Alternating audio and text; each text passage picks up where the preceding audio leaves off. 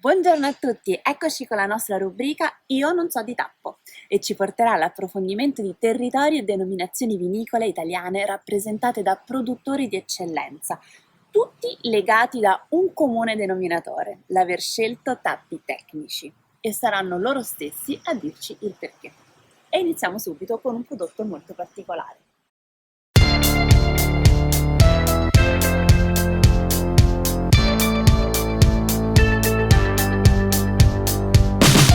Siamo in Valtellina, una piccola realtà di montagna all'estremo nord della Lombardia, in provincia di Sondrio, proprio al confine con la Svizzera. I vigneti di questa regione sono situati sui versanti sud lungo il fiume Adda e protetti proprio dalle Alpi.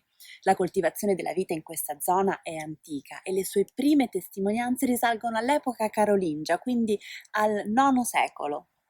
Ma lo spazio per far crescere le viti è stato interamente creato per opera dell'uomo, proprio scavando nella roccia generazione dopo generazione, con grande fatica ma tenacia, che li ha portati alla costruzione di una merlatura di muretti in pietra che si arrampicano sfidando ripidissimi pendii e formano terrazzamenti veramente di rara bellezza.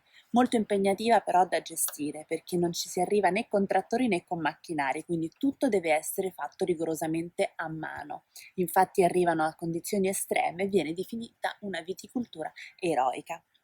E proprio qui ha trovato il suo habitat ideale la chiavennasca, che si identifica con il nebbiolo del Piemonte e viene anche soprannominata in queste terre nebbiolo delle Alpi e si è diffuso in Valtellina grazie all'attività dei monaci.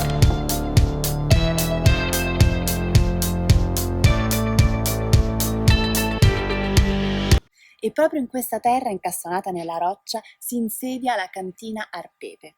Tre le tappe fondamentali che segnano questa cantina: quella del 1860 che testimonia i primi legami della famiglia Pellizzati-Perego con la viticoltura di queste terre, poi quella del 1984, quando vive una seconda rinascita grazie ad Arturo Pellizzati-Perego, che si mette in gioco creando il marchio Arpepe, utilizzando proprio l'acronimo del suo stesso nome. Infine quella del 2004, quando il destino chiama la quinta generazione in carica ad occuparsi di questa splendida quanto avvincente e impegnativa cantina della Valtellina. È così che sono arrivati i tre fratelli, Emanuele, Guido e Isabella, che si trovano oggi a seguire il tracciato di un progetto visionario disegnato dal lungimirante padre, arricchendolo però ulteriormente proprio grazie alla loro grinta, all'attaccamento a queste terre e alle loro personalità, diverse quanto complementari. Una realtà iconica di questo territorio, di piccole dimensioni, 13 ettari distribuiti tra Sassella, Grumello e Inferno, le tre sottozone delle 5 che appartengono alla Valtellina superiore di OCG. Le lavorazioni avvengono nella cantina costruita nel 1973, seguendo la linea del terrazzamento del Grumello, proprio per avere impatto zero all'esterno ed essere perfettamente integrata al territorio, anticipando anche le urgenze green dei giorni nostri e creando soprattutto condizioni ideali che non necessitano controlli di temperatura e umidità.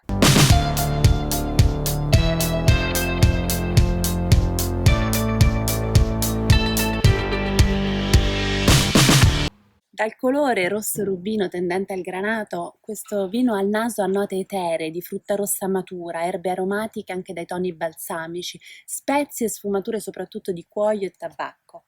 Al palato invece risulta austero, profondo, con una trama tannica presente ma elegante e carezzevole, ed una bella pulizia, con una struttura sorretta da un'acidità che ne fa anche capire il grande potenziale di invecchiamento. Con cosa abbinarlo? L'ideale direi che è con piatti molto saporiti, magari primi di terra o anche una bella selvaggina. Non mancano ovviamente grandi riconoscimenti ottenuti anche da questo vino, in particolare è stato premiato ad esempio dai tre bicchieri del Gambero Rosso o dal Gold Award di Wine Hunter e è anche stato selezionato nei top wine dei vini slow.